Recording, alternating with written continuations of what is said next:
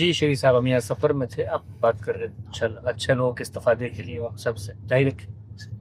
اب آپ سو جائیں منظور صاحب، آپ کوئی اس طرح کا تبصرہ نہیں ہوگا اب آپ سو سکتے ہیں۔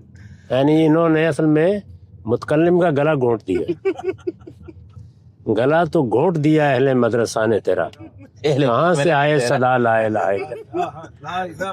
یہاں اہل مدرسے کی جگہ اہل کیمرہ لگا کے۔ اچھا غامدی صاحب، ہم جب یہ پڑھتے ہیں پورے مختلف علوم کے اندر علماء کی جو کیٹیگری کی جاتی ہے، آپ نے اس پہ بہت تفصیلی گفتگو بھی کی ہوئی ہے، اور بلکہ کئی جگہوں پر آپ نے اس کو واضح بھی کی، تو ہم اپنے مسلمانوں کی علمی روایت میں دیکھتے ہیں تو وہاں پر ایک اصطلاح استعمال ہم کرتے ہیں مجتہد مطلق، پھر ہے مجتہد فی المذہب، پھر وہ ہے فی المذہب کے اندر بھی جا کے وہ کسی جزئی مسئلے میں وہ متخصص ہو گیا تو وہ اسی میں، پھر اصحاب الفتویٰ میرے خیال سے نیچے آتا ہے، اسی طرح 3 یا 4 قسمیں کی جاتی ہے۔ تو ہمارے ہاں تو مفتی لگا دیا تو سمجھا جاتا ہے کہ یہ کوئی امام ابو حنیفہ جیسا کوئی شخص ہے، حالانکہ وہ اس مدرسے فکر کے اندر ایک بندہ ہے جو ان ائمہ کے اقوال کو نقل کر کے مجھے بتا رہے مفتی کہ بھئی اس مسئلے میں یہ حکم ہے دین کا، لیکن وہ دین کا وہ وہی ہے جو امام ابو حنیفہ نے سمجھایا تم۔ لیکن یہ جو مجتہد مطلق کی اصطلاح ہمارے یہاں استعمال ہوئی، تو اس کو کیسے لیں گے؟ یعنی کس پر اس کا اطلاق ہوتا ہے، یا کس کو کہا جا سکتا ہے، یہ کہا جاتا تھا؟ دین اور شریعت کی بحث میں ایک بڑی بحث اخذ احکام کی ہے، یعنی دین میں اللہ تعالیٰ نے ہمیں بعض احکام کا، بعض اوامر و نواہی کا پابند کیا ہے، جی، اس سے ایک علم وجود میں آیا، اس علم کو ہم فقہ سے تعبیر کرتے ہیں، تو یہ اس علم کی اصطلاح ہے۔ اچھا، یعنی جس شخص نے بھی دین کو اس کی شریعت کے پہلو سے سمجھنے کی پدا کی، اس نے اگر ایک اصولی نقطہ نظر اختیار کیا، وہ اصولی نقطہ نظر اپنے کچھ امتیازات بھی رکھتا ہے اور اپنی ایک انفرادیت بھی رکھتا ہے، اس کو ہم مجتہد مطلق کہیں گے۔ اس کے بعد پھر باقی نیچے آپ جانتے ہی ہیں کہ اس کی تقسیم کس طرح سے کی جاتی ہے، لیکن اس کو کبھی استعمال نہیں کیا جاتا باقی علوم و فنون کے پاس۔ صحیح۔ مثال کے طور پر علم نحو میں سیبوے کی ایک بڑی حیثیت ہے، جی، اس میں یہ استعمال نہیں کیا جاتا، صحیح۔ باقی علوم کو بھی اسی پہ قیاس کر لیا۔ اچھا، علم الکلام میں استعمال ہوگا؟ یعنی وہاں پر بھی یہ تعبیر نہیں اختیار کی جاتی، نہ امام ابو الحسن الاشعری کے بارے میں کی گئی، نہ قاضی صاحب کے بارے میں کی گئی، کبھی بھی نہیں کی گئی۔ صحیح۔ تو یعنی ہم یہ کہیں گے کہ ایسا شخص جس نے موجود دین فہمی کی جو اصول مختلف مکاتب مدارس میں طے ہو گئے، ان سے کسی ایک میں یا ایک سے زائد اصولوں میں اس نے اختلاف کیا علم اور استدلال کی بنیاد پہ، اور پھر اس کی روشنی میں اس نے فروعات کا یا تفسیر تشریح وغیرہ کا کام شروع کیا، تو وہ شخص ہمارا ہو گیا مجتہد مطلق۔ جی ہاں، بالکل ٹھیک ہے۔ اور یہ ہمارے ہاں مجھے تو یوں لگتا ہے طالب علم کو کہ ہمارے ہاں عام لوگوں میں بھی اور اہل علم میں بھی یہ جو امتیاز شاید نہیں رکھا جاتا ہے، یہ آپ کا بھی مشاہدہ ہے؟ جی میں بھی یہ محسوس کرتا ہوں کہ بعض جگہوں پر ہم بعض تعبیرات کو ان کی اصل کے لحاظ سے استعمال نہیں کرتے، بلکہ ان کے حدود قیود خود متعین کر لیتے ہیں، اور یا کوئی تعین کیے بغیر اپنے ذوق سے استعمال کر دیتے ہیں۔ یہ بھی دنیا میں ہر جگہ ہوتا ہے، اس پہ کیا گلہ کیا جائے۔ صحیح، ٹھیک۔ البتہ کسی صاحب علم سے یہی توقع کرنی چاہیے کہ وہ تمام تعبیرات کو ان کے مقرر کردہ حدود کے اندر ہی استعمال کرے، اور اگر وہ کسی جگہ انحراف کر رہا ہے یا کوئی نئی بات کہہ رہا ہے یا کسی اصطلاح کو اپنا کوئی مفہوم دے رہا ہے تو پھر اس کی وہ شرح کر دے، یعنی یہ بتا دے کہ میرے نزدیک اس کی صورت کی۔ ٹھیک۔ اچھا، ایک اور ایسا غیر معمولی انسان آتا ہے تاریخ میں جو مکمل دین کی تعبیر، یعنی صرف اخذ احکام، یا اخذ احکام سے مراد میں لے رہا ہوں فقہی احکام، عملی احکام جس کو، یا فروعی احکام کا کرنا جس سے فقہ وجود میں آ رہا ہے، اس سے ہٹ کے وہ تفسیر، حدیث اور خود علم الکلام، اس سے متعلق وہ کچھ اصول کی بنا رکھتا ہے یا ان اصولوں کو بیان کرتا ہے، پھر اس کو اللہ اتنی زندگی میں مہلت دیتا ہے، ٹائم دیتا ہے اور مواقع اتنے مل جاتے ہیں کہ وہ ان میں سے ہر ایک علم کے میدان میں کام کرتا ہے۔ تو اس کے لیے ہمارے ہاں کوئی اصطلاح موجود ہے؟ نہیں، اس کے لیے کوئی خاص اصطلاح نہیں ہے، اس طرح کے موقعوں پر ہم امام الائمہ، استاذ الاساتذہ قسم کی تعبیریں اختیار کر لیتے ہیں، اور اس میں بھی ہر جگہ وضاحت ہی کرنی پڑتی ہے کہ ہم اس کو کس مفہوم میں استعمال کر رہے ہیں، الگ سے کوئی اصطلاح اس کے لیے نہیں۔ ہمارے ہاں جن لوگوں کو امام کا درجہ دیا گیا ہے وہ اگر آپ غور کریں تو زیادہ تر فقہا ہیں، صحیح، یعنی اسی علم کا غلبہ بھی رہا ہے، اسی میں بڑے لوگ بھی پیدا ہوئے ہیں اس طرح کے۔ جی، اور جب کوئی آدمی فقیہ ہے تو اصل میں وہ احکام ہی میں یہ کام کر رہا ہے، لیکن اس کو آپ مجتہد مطلق جب کہتے ہیں تو باقی چیزیں بھی کسی حد تک شامل ہو جاتی ہیں۔ صحیح، مثال کے طور پر امام ابو حنیفہ کے بارے میں کہا جاتا ہے کہ انہوں نے الفقہ الاکبر بھی لکھی تھی، اس سے قطع نظر کہ وہ نسبت ان کی طرف صحیح ہے یا غلط، یہ بھی بعض اوقات ہم اس طریقے سے بھی بیان کر دیتے ہیں، لیکن اصول سے لے کر فروع تک جب گفتگو کی جاتی ہے تو زیادہ تر ہمارے ہاں مجتہد مطلق کی تعبیر ان لوگوں کے لیے اختیار کی گئی ہے جنہوں نے احکام یا شریعت کی شرح و وضاحت کا کام۔ صحیح۔ اور جیسے امام شافعی، ان کے تو کوئی کتاب اس طرح یعنی علم کلامی اس پہ نہیں ہے نا، وہ تو صرف فقہی ان کا زیادہ اور حدیث۔ اس وقت تو علم کلام کو کوئی تسلیم شدہ حیثیت حاصل ہی نہیں تھی، اچھا، یہ بہت بعد میں ہوا۔ صحیح، یعنی پہلے مرحلے میں تو ہمارے ائمہ نے اس طرح کے مباحث پر شدید تنقیدیں کی۔ ٹھیک ہے، وہ آدمی جو علم کلام کے مباحث میں مشغول ہو اس کو بالعموم مذمت جی، کا ہدف بنا لیا جاتا تھا، پہلے مرحلے میں ایسے ہی تھا۔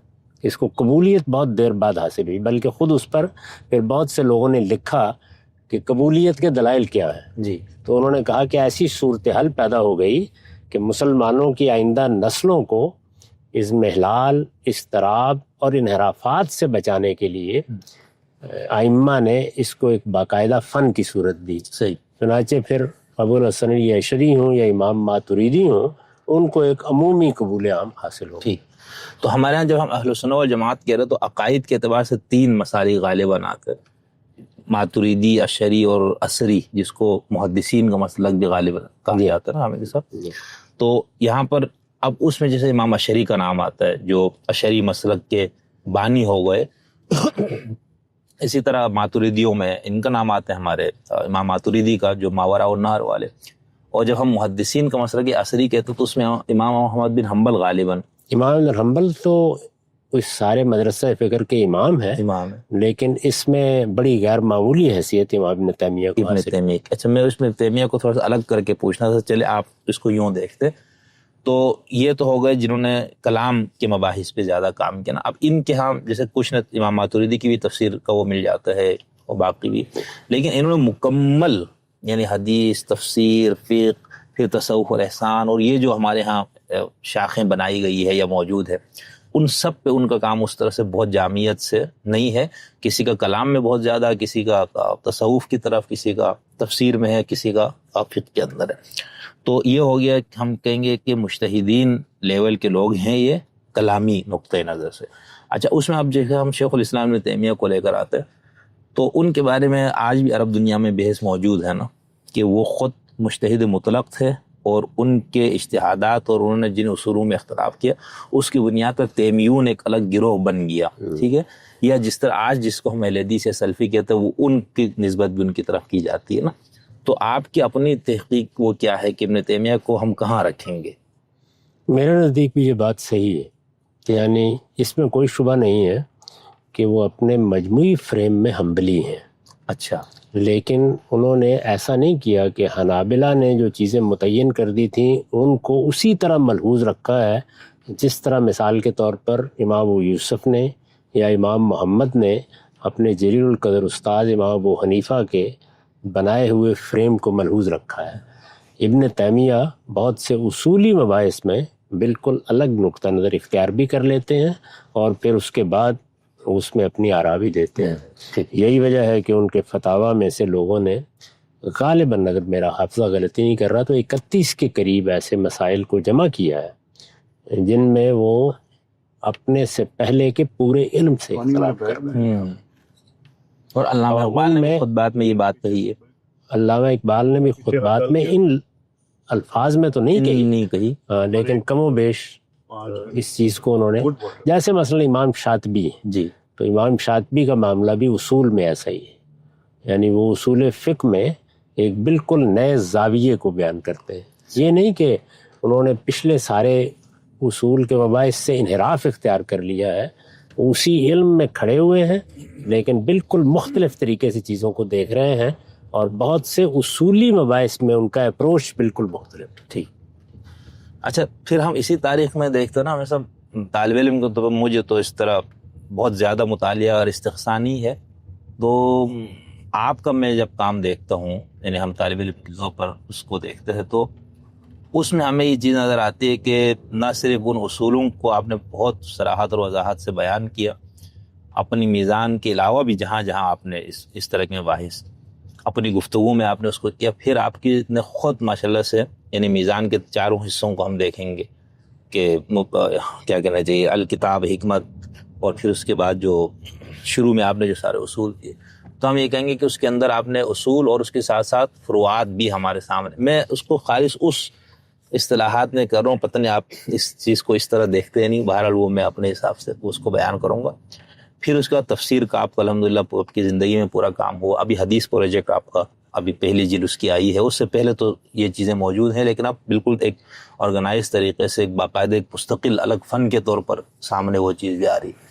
اسی طرح میزان کے اندر جو ایمانیات کے مباحث میں ہم یہ کہیں گے کہ غامدی صاحب کے کلامی نقطۂ نظر سے ہم اعتقادات کا جائزہ لیں گے، علم الکلام کے مسائل کو ہم وہاں سے لیں گے غامدی صاحب کے مثال. تو یہ سارا آپ کو موقع ملا. پھر آپ ہی کی زندگی میں آپ کی فکر پر ہر طرف سے اعتراضات ہوئے، اور ان اعتراضات میں سے آپ نے بہت سن کے جواب دیے، اور پھر حسن صاحب نے تو ماشاءاللہ سے وہ جو 23 اعتراضات کی ایک سیریز شروع کی. میرے تو 24 اعتراضات تھے. وہ ایک لطیفہ، وہ ہم پچھلے سال المورد کے اسٹال پہ گئے کراچی میں، تو وہ نجم صاحب مجھے لے گئے تھے کہ یہ المورد والوں کا، تو وہ مجھے انتظار تھا کہ جب یہ آپ کی گفتگو ہوتی بھی تھی تو مجھے ایسا کہ کتابی شکل میں آ جائے تو بہت اچھا ہے، کیونکہ مجھے پڑھنے میں زیادہ آسانی رہتی ہے سننے سے. مصنف پیچھے بیٹھے ہیں. ہاں بالکل، ہمارے منظور صاحب سعید، ان سے بھی انشاءاللہ کسی موقع پہ ہم نے کچھ گفتگو کرنی ہے. تو وہاں میں گیا تو انہوں نے، میں نے کتاب اٹھائی، میں نے کہہ رہا تو زبردست کام ہو گیا. تو کوئی بات کی، تو وہ جو اسٹال بیٹھا وہ آئے، ان کا کوئی خریدار آئے، تو انہوں نے کہا کہ یہ، تو میں نے کہا نہیں وہ میرے تو 24 اعتراضات ہیں. تو وہ بندہ ایسا بچے.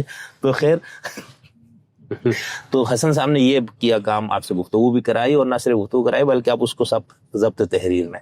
تو آپ کو ایسی کوئی اور مثال ملتی ہے ہمارے مسلمانوں کی تاریخ، کوئی ایسے عالم کی جس کا اس طرح سے اس کی اپنی زندگی میں ماشاءاللہ سے سب کچھ ایسا کام ہوا؟ اس سے آپ اختلاف کریں گے کہ میرے خیال میں امام ابن حزم ہے، ابن تیمیہ ہے، بلکہ ابن قیم کو بھی اگر ساتھ شامل کر لیں، اسی طرح شاہ ولی اللہ ہے، تو انہوں نے یہ سارے کام کیے. یعنی وہ کون سا کام ہے؟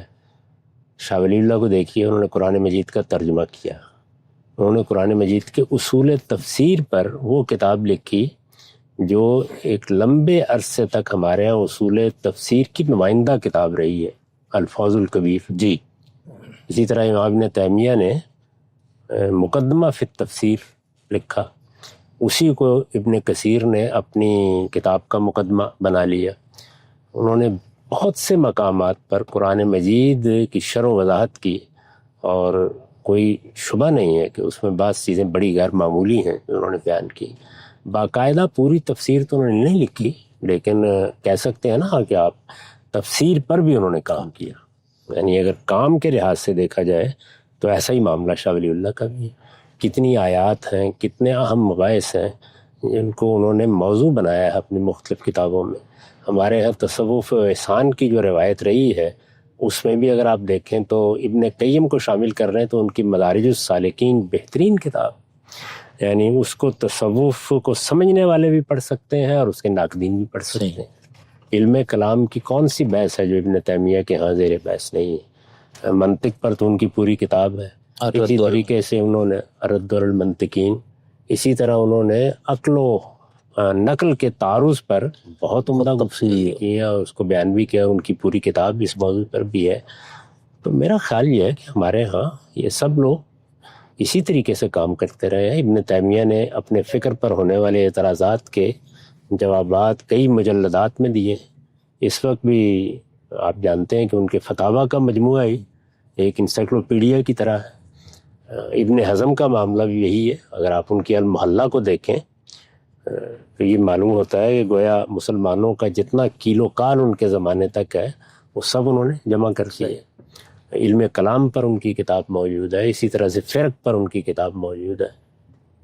اس زاویے سے اگر آپ دیکھیں تو ہمارے ہاں بہت سے لوگ ہیں جنہوں نے اس طرح کام کیا۔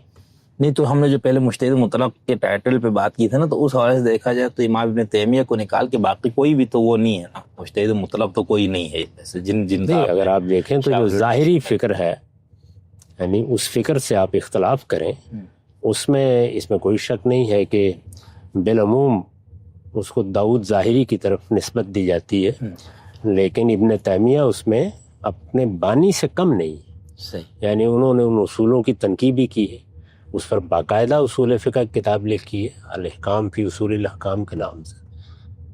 اگر آپ مختلف اہل علم جنہوں نے اس نوعیت کا کام کیا، یعنی جامعیت کے ساتھ، ان کی ایک فہرست ترتیب دیں، بہت سے لوگ آپ کو مل جائیں۔ پھر یہ کہ ایسے کام بھی ہیں جو کسی خاص مذہب کے اندر کھڑے ہو کر کیے گئے ہیں، لیکن وہ بہت جامع ہو گئے۔ ہندوستان کے بہت سے علماء ہیں، آپ ان کی کتابوں کی فہرست اگر ترتیب دیں تو انہوں نے منطق پر بھی کتاب لکھی ہوگی، انہوں نے فلسفے پر بھی لکھی ہوگی، انہوں نے علم کلام پر بھی لکھی ہوگی، لیکن وہ کتابیں اس طرح کی مجتہدانہ کتابیں نہیں ہیں، وہ اسی فن کو ایک نئے اسلوب میں یا مزید شرح و وضاحت سے پیش کرنے کا کام۔ جامعیت کے لحاظ سے دیکھیں تو آپ کو بہت سے لوگ مل جائیں۔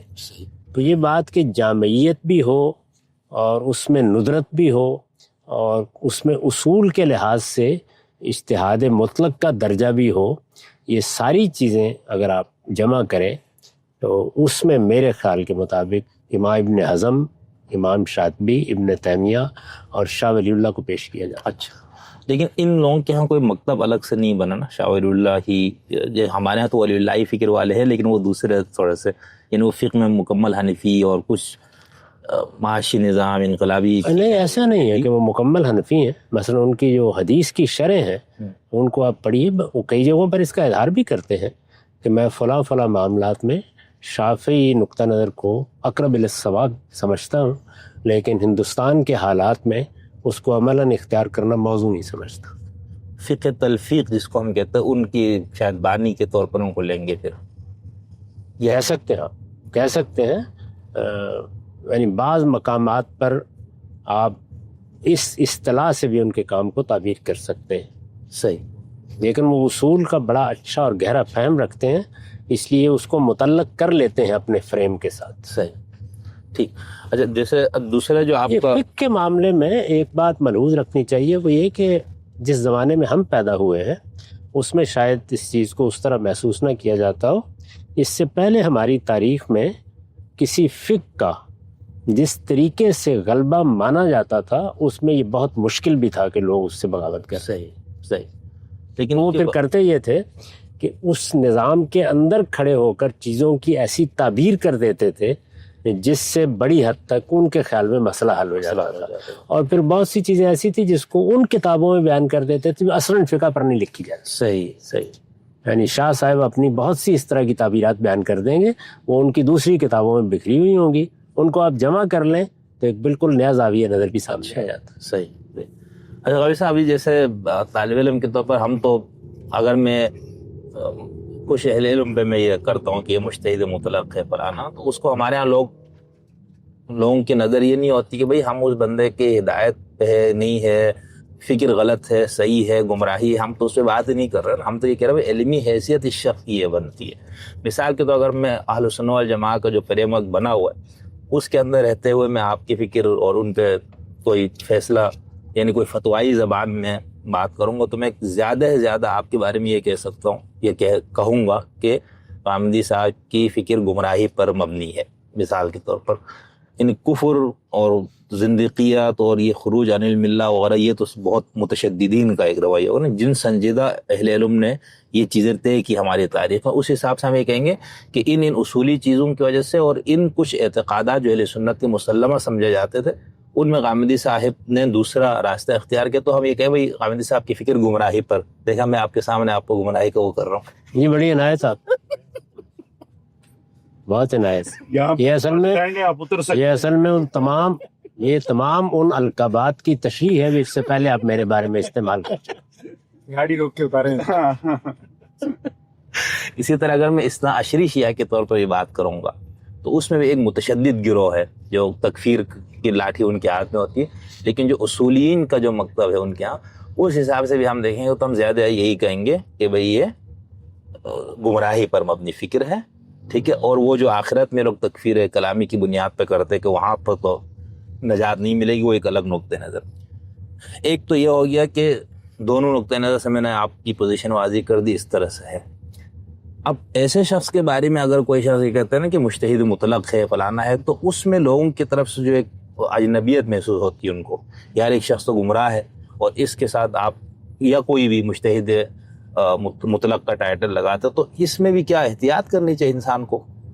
اس کی وجہ یہ ہے کہ ہمارے ہاں وہ لوگ جن کو اصول کے لحاظ سے گمراہ قرار دے دیا جاتا ہے، جی ان کے بارے میں پھر اس طرح کے القابات استعمال نہیں کیے جاتے.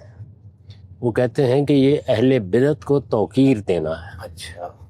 چنانچہ ان کے لیے مثلا امام کا لفظ، مثلا حجت الاسلام کا لفظ، مثال کے طور پر مجتہد کا لفظ استعمال ہی نہیں کیا جائے. صحیح. اس کا ایک واقعہ خود میری اپنی زندگی میں پیش آیا. لاہور میں ایک علمی مجلس تھی تفسیر کے بارے میں، اور اس میں 20ویں صدی کے تفسیری لٹریچر پر گفتگو کی جا رہی تھی. امام مالک کا ہے، معاف کیجیے گا، مولانا مالک، اس کی جو مولانا ادریس کاندلوی کے بعد ان کی نشست پر بیٹھے. اچھا. وہ اس کی صدارت فرما رہے تھے. تو اس میں نے تفاسیر کے مختلف اسالیب کو بیان کر کے کہ یہ تفسیر معصور ہو تو وہ کیا ہوتی ہے، مختلف چیزیں بیان کی. اسی ذیل میں تفسیر بالرائے زیر بحث آئی. تفسیر بالرائے کی اپنے دور میں بعض مثالیں پیش کرتے ہوئے پرویز صاحب کا نام بھی لیے. تو انہوں نے احتجاج کیا اس پر کہ مفسرین میں ان کا ذکر ہی نہیں کیا جا سکتا. ہمارے ہاں کا عام طریقہ یہی ہے، یعنی آپ کہہ سکتے ہیں کہ ہمارے ہاں علماء کا عرف یہ ہے کہ یہ تمام تعبیریں اہل حق کے لیے استعمال کرنے کی تعبیریں ہیں، یہ اہل باطل کے لیے یا اہل ضلالت کے لیے استعمال ہی نہیں کیا. صحیح. لیکن اس کے اندر ایک مسئلہ اس میں تضاد پھر آ جاتا ہے. اب جیسے شیعوں میں ہم دیکھتے ہیں کہ ایک وقت میں کئی ان کے ہم مجتہدین موجود ہوتے ہیں، وہاں پر چونکہ اجتہاد کا دروازہ اس طرح سے بند نہیں کیا گیا، کسی حد تک بند کیا لیکن اس طرح بند نہیں کیا گیا جس طرح ہمارے اہل سنت کیا ہوا.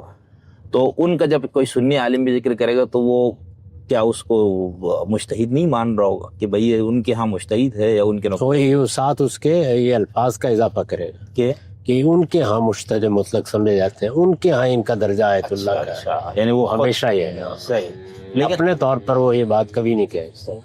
تو آپ اگر ہم موجود عرف ہے سنی شیعہ جو بھی اس میں رہتے ہوئے تو آپ کہیں گے کہ یہ بات معیوب ہے یا یہ اس طرح نہیں کہی جاتی. لیکن اگر جو اصول ہم نے دیکھا کہ کس بنیاد پہ یہ مجتہد مطلق کہا جاتا تھا، اس پہ تو کوئی وہ نہیں ہے نا. وہ پھر آپ کا ایک زاویہ نظر ہوگا نا، وہ آپ کو حق حاصل ہے. یعنی آپ نے مختلف اصطلاحات کو ایک نئی جہت دی اور اس کو تعمیم میں استعمال کرنا شروع کر دیا. تو یہ آپ کا نقطہ نظر ہے، اس سے کوئی آدمی اختلاف بھی کر سکتا ہے، اتفاق بھی کر سکتا ہے. لیکن میں تو آپ کو یہ بتا رہا ہوں کہ ہمارے ہاں کا عرف یہی ہے. ہمارے ہاں سے مراد مسلمانوں کے ہاں مختلف فرقے اور گروہ ایسے ہی ان الفاظ کو استعمال کرتے ہیں. صحیح.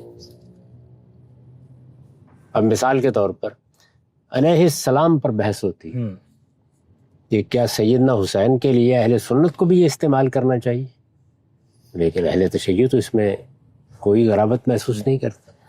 سیدنا علی کے بارے میں کچھ خصوصی چیزیں مثلا کرم اللہ وجہ یا اس طرح کے وہ استعمال کیے جاتے ہیں، لیکن اہل سنت کے ہاں عام طور پر یہ بات کہی جاتی ہے کہ نہیں، ہم سب صحابہ کے لیے رضی اللہ عنہ استعمال کریں. صحیح. حالانکہ امام بخاری حدیثوں میں جہاں ان کا نام علیہ السلام لاتا ہے، فاطمہ علیہ السلام یا حضرت علی. جی ہاں، امام بخاری کرتے ہیں اور بہت سے لوگ بھی کرتے ہیں. یہ دونوں رمیں ہمیشہ ہوتی ہیں. صحیح. تو یہ بہرحال میرے ذہن میں یہ کچھ اس حوالے سے وہ تھا نا، میں مدرسے فراہی پہ کیے کر کے یہ سوال نے دیکھا، اللہ نے مجھے کتنا خوش نصیب مجھے وہ دیا کہ میں غامدی صاحب کے ساتھ بیٹھ کے گاڑی میں، ہوٹل میں، کسی جگہ اور کہیں جاتے تو وہاں پر بھی جہاں مجھے موقع ملتا ہے میں غامدی صاحب سے سوال کرتا ہوں اور یہ میں ابھی تک بہت حیران ہوں کہ بولنے میں غامدی صاحب ماشاءاللہ سے گھنٹوں، جب بھی میں جتنی دیر گفتگو کرتا ہوں مجھے یہ لگتا نہیں ہے کہ کہیں غامدی صاحب کوئی تھکاوٹ محسوس کر رہے ہیں، یا انسان ہونے کے ناطے سب چیزیں ہوتی ہیں. تو اللہ تعالیٰ مزید غامدی صاحب کو صحت اور عافیت میں رکھے، ان کا سایہ ہم سب طالب علموں پر دیر قائم و دائم رکھے. غامدی صاحب اور مدرسے ایسے ہی لوگوں کے ساتھ ہم سفری کی سعادت بخشے جن کو کسی شخص کی تکان بھی محسوس نہیں ہوتی. غامدی صاحب مان گیا آپ کا سیکٹر کی عمر آنا.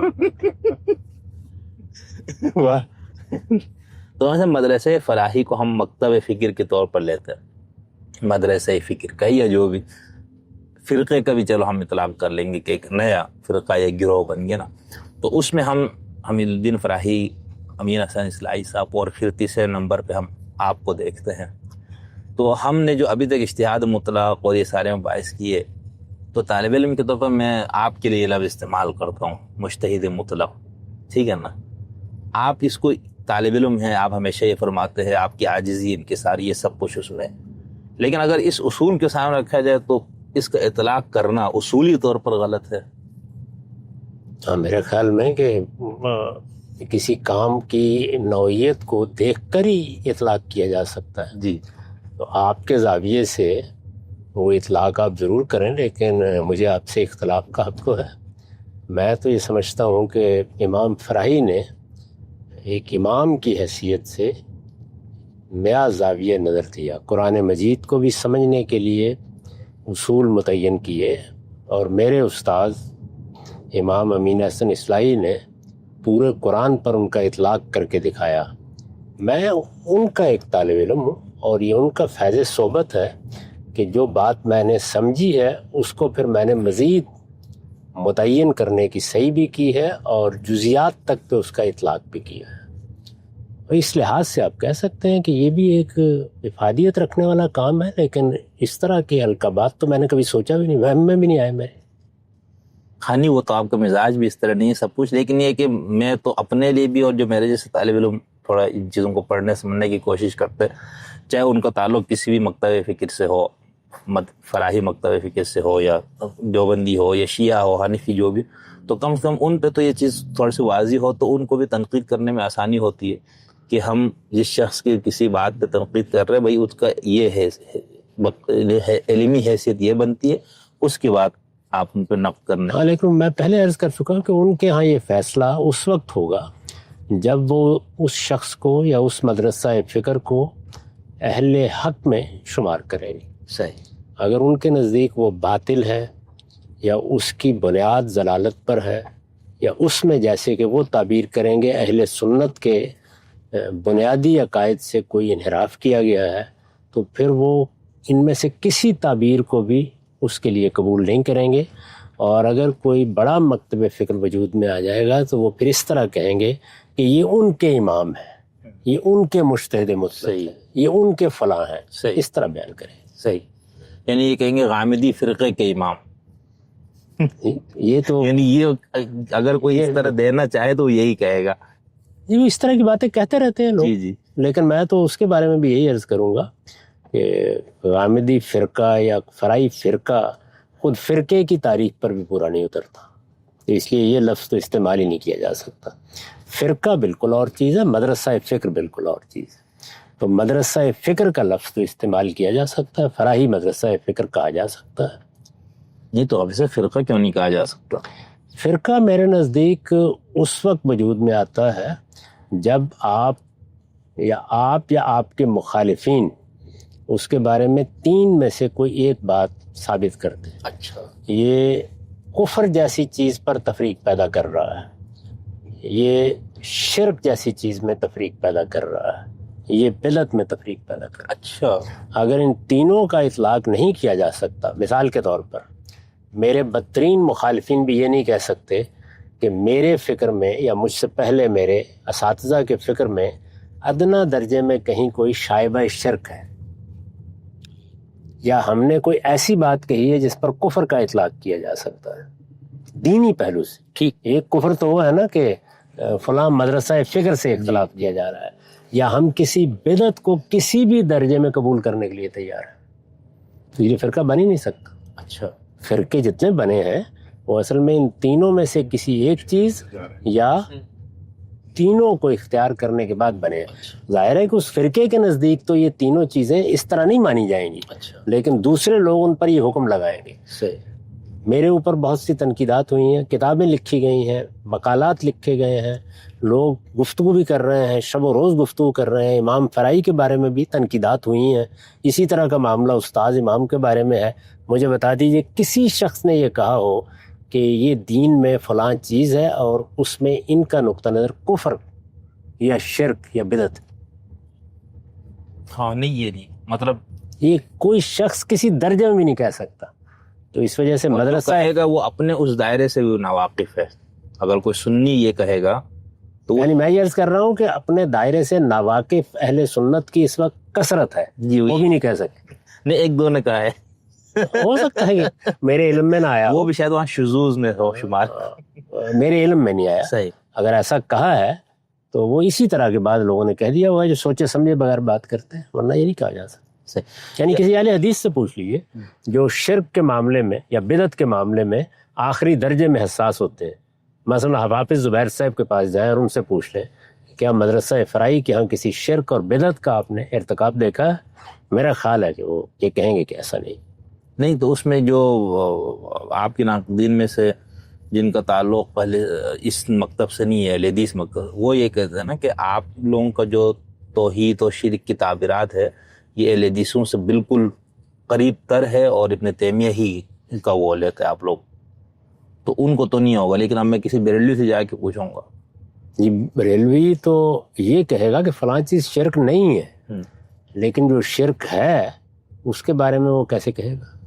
کسی بریلوی سے پوچھ کے دیکھ لیں کہ کیا مدرسہ فرائی کے ائمہ یا اس کے اکابر یا میرے جیسے کسی طالب علم نے کوئی ایسی بات کہی ہے جس کے اوپر بریلوی شرک کا لیبل لگا سکے. ہاں, ان کے ہاتھ سے تو گستاخ وغیرہ کا ہی آ سکتا ہے نا کہ رسول کی شان میں کوئی کوتاہی یا کمی وغیرہ یا اس زاویے سے بہت سی باتیں لوگ کہہ دیں گے, لیکن اس طرح کی کوئی بات بھی اگر آپ غور کر کے دیکھیں تو میری کسی تقریر گفتگو کے بارے میں کبھی نہیں کہی. لیکن آپ نے یہ فرمایا کہ ان تین پہلوؤں سے وہ کوئی ہو تو اس کے اوپر فرقے کا اطلاق ہوگا. فرقہ بنتا ہی اس کے بعد, اسی سے بنتا ہے. تین میں فرقہ اس کے بغیر بن نہیں سکتا.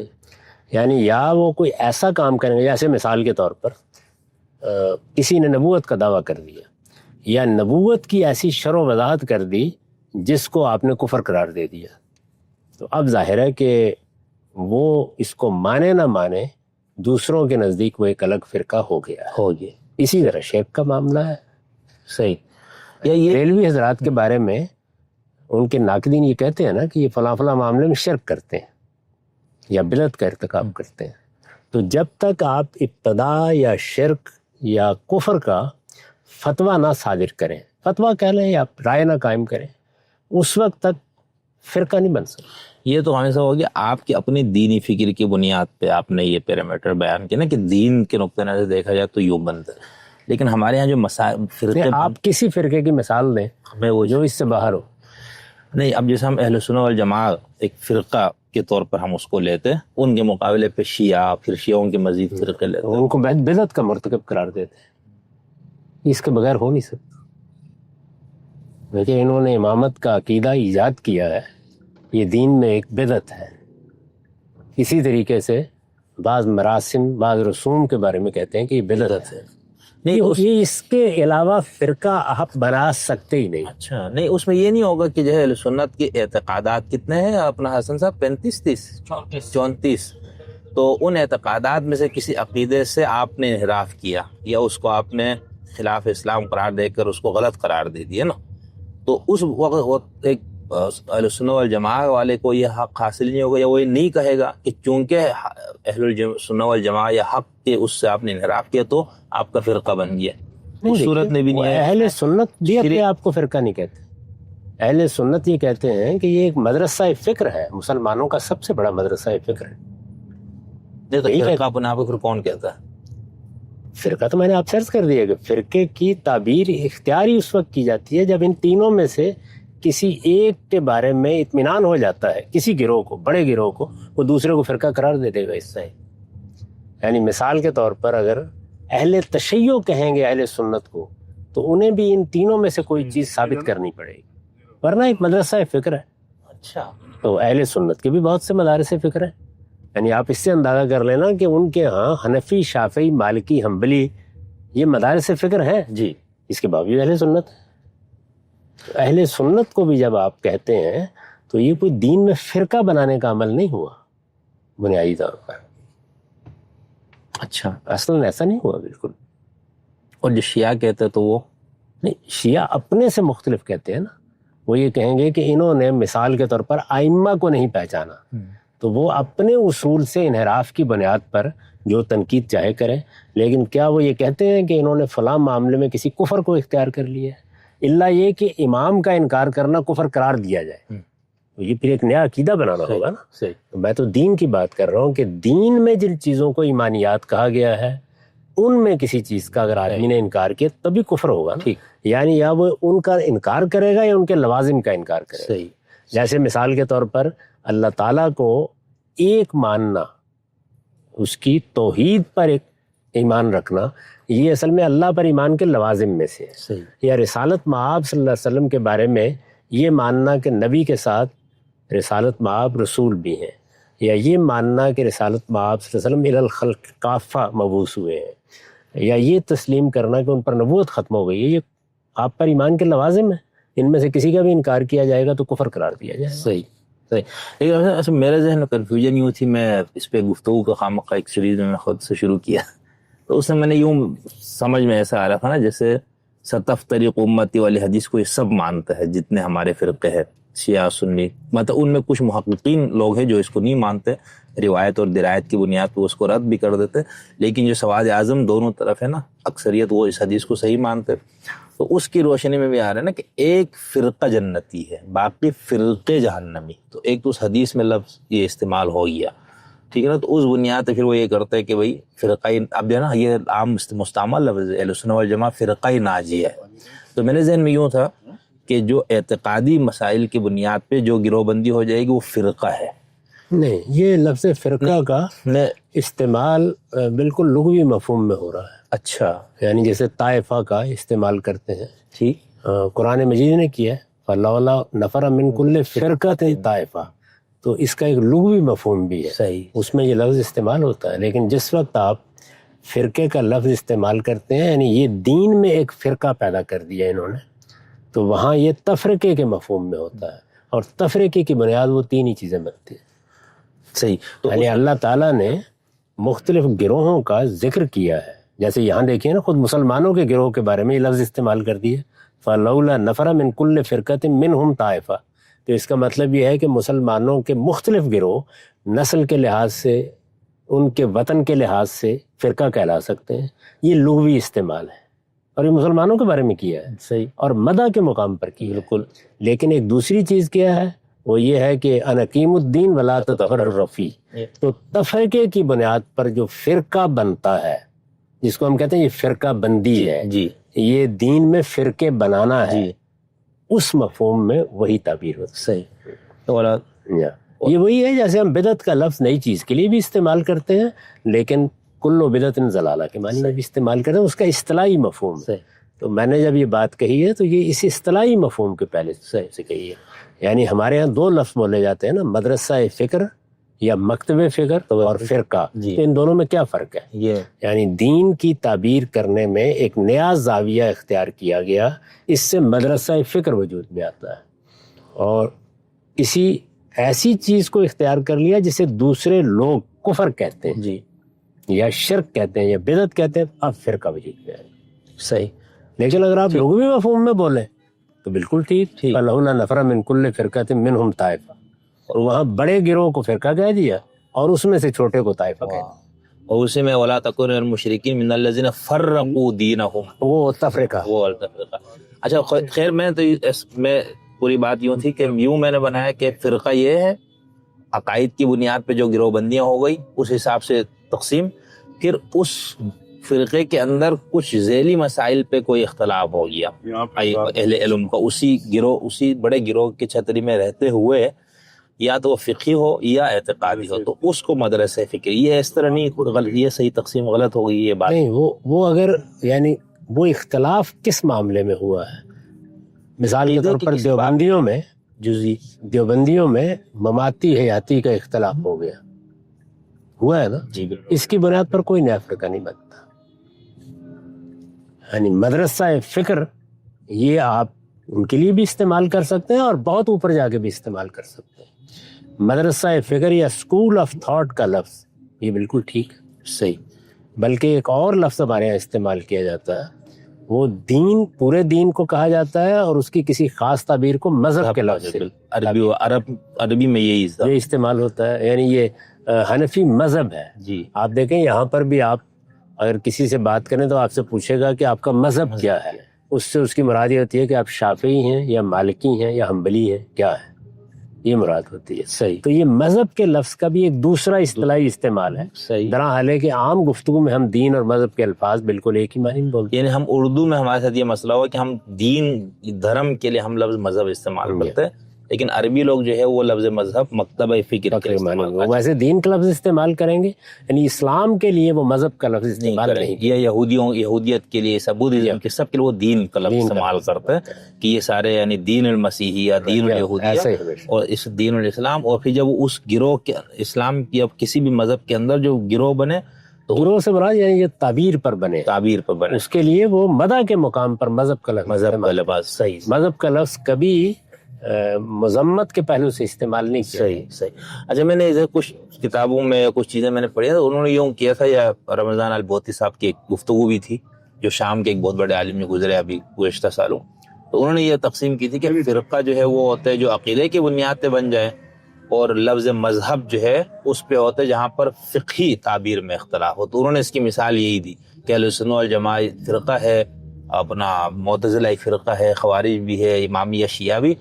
اب مدرسہ کیا، مذہب کیا، تو جو ہے مذہب حنفی، مذہب مالکی. تو یہ ایک تقسیم ہے. یعنی اس میں مجھے لگتا ہے کوئی فکس فارمولا انہوں نے وہ نہیں ایک کی بات یہ ہے کہ ایسا تو نہیں کہ کسی کتاب میں یہ بات لکھی ہوئی ہے، ایک عمومی استعمال ہے جس کو آپ اخذ کر کے یہ بتاتے ہیں کہ یہ استعمال کیسے ہو رہا ہے. صحیح. تو میں نے جب اس کا استقصاء کیا ہے تو آپ اس میں لفظ عقیدہ بول لیں، آپ کوئی اور لفظ بول لیں، اگر آپ اس کی تنقید میں جائیں گے تو تینوں چیزوں میں سے کوئی نکل آئے گی. صحیح. یعنی وہ اصل میں عقیدہ کفریہ ہوگا. صحیح. ورنہ وہ بنے گا نہیں عقیدہ. صحیح. ٹھیک. اچھا، پھر آپ کی خود اپنے دین کی تعبیر کے مطابق مسلمانوں میں فرقے کون سے ہیں؟ آپ کہہ سکتے ہیں اہل تشیع ایک فرقہ. اچھا. اس لیے کہ اہل سنت کے زاویہ نظر سے انہوں نے دین میں ایک بدعت پیدا کی اور اسی پر اس کی بنیاد رکھی. تو ایک ہی فرقہ بنا مسلمانوں میں، بڑا فرقہ ایک ہی ہے، اس میں کوئی شک نہیں. اچھا. اس کے اندر پھر اختلافات ہو جاتے ہیں. یعنی دیکھیں نا، مثلا اثنا عشری ہے جی، تو وہ ہو سکتا ہے امامیہ کے بارے میں ایک بات کہے، تو یہ پھر ہو جاتا ہے. اسماعیلیہ اور زیدیہ جو. ٹھیک. بہت شکریہ قمر صاحب. یہ تو بہت انڈونیشیا میں سفر کرتے گاڑی میں چلتے ہوئے ایسا آپ کے ساتھ گفتگو ہوئی، اور حسن صاحب نے موقع دوبارہ دیا آپ سے گفتگو کا. یعنی موقع تو ان کی طرف کوئی پابندی نہیں ہے، لیکن ایک ریکارڈنگ میں تو یہاں سے ہم، اس لیے میرے خیال کے مطابق اگر آپ فرقے کے لفظ کو بالکل درست جگہ پر بولیں تو مسلمانوں میں یہی دو بڑے فرقے، اہل سنت اور اہل تشیع. اچھا. ٹھیک. ٹھیک. باقی تو آپ جانتے ہیں کہ جو الملل والنحل ہو یا کوئی ہو، اس میں بے شمار لوگ ہیں، اور وہ چھوٹی چھوٹی تعبیرات کی بنیاد پر بھی ان کو الگ کرتے چلے جاتے ہیں. وہ حدیث طرح 72 کیا ہے، ایک تو 72 کی تعداد دی جاتی ہے. تو اس نقطۂ نظر ہم دیکھیں گے تو ہم مدرسہ فراہی کو اہل السنہ والجماعہ کا مدرسہ فکر کہیں گے یا اسلام کا ایک مدرسہ فکر؟ بس اسلام کا ایک مدرسہ فکر کہیں. ٹھیک. جو اگر آپ بحثیت مجموعی اس کے نقطہ نظر کا جائزہ لیں تو اہل سنت کے زیادہ قریب. ٹھیک. تھینک یو، بہت شکریہ.